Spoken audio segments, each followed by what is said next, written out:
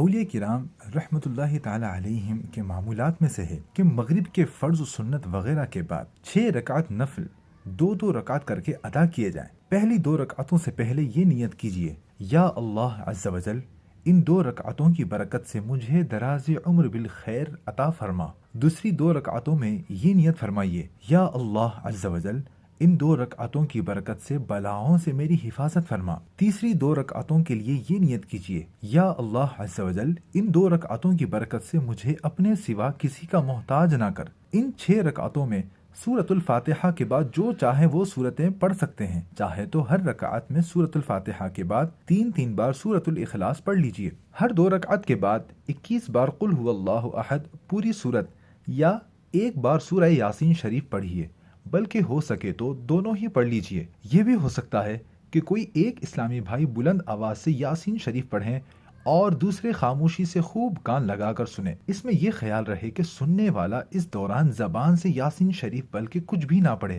اور یہ مسئلہ خوب یاد رکھیے کہ جب قرآن کریم بلند آواز سے پڑھا جائے تو جو لوگ سننے کے لیے حاضر ہیں ان پر فرض عین ہے کہ چپ چاپ خوب کان لگا کر سنیں۔ انشاءاللہ عز و جل رات شروع ہوتے ہی ثواب کا انبار لگ جائے گا۔ ہر بار یاسین شریف کے بعد دعائے نصف شعبان بھی پڑھیے۔